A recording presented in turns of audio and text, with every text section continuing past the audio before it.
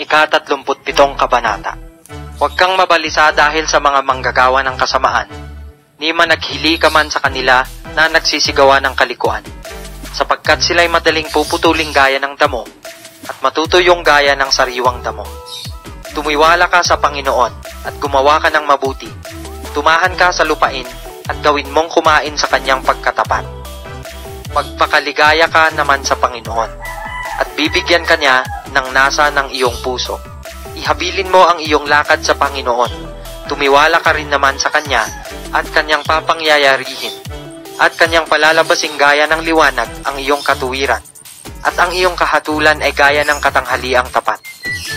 Ikaw ay magpahinga sa Panginoon, at maghintay kang may pagtitiis sa Kanya. Huwag kang mabalisa ng dahil sa Kanya, na gumiginhawa sa Kanyang lakad, dahil sa lalaki na nagpapangyari ng mga masamang katha. Maglikat ka ng pagkagalit at bayaan mo ang puot.